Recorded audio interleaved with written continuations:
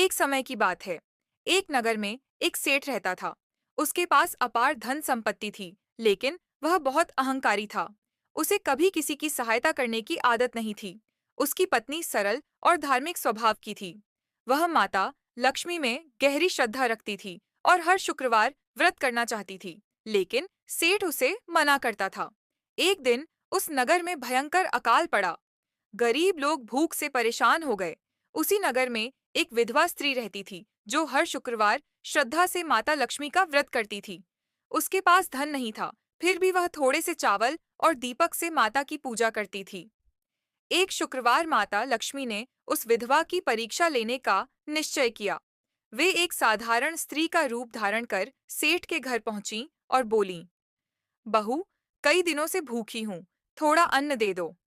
सेठ ने क्रोधित होकर कहा, हमारे घर में फालतू अन्न नहीं है, जाओ यहाँ से।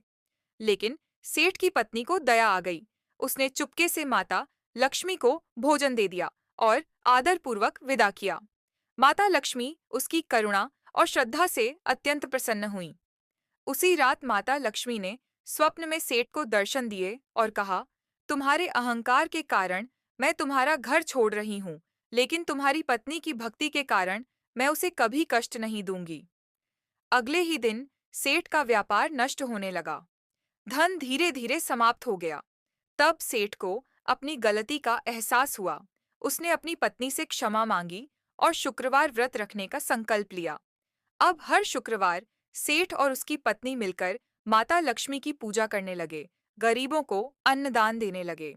कुछ समय बाद माता लक्ष्मी पुनः प्रसन्न हुई और उनके घर में फिर से धन, सम्मान और सुख शांति लौट आई।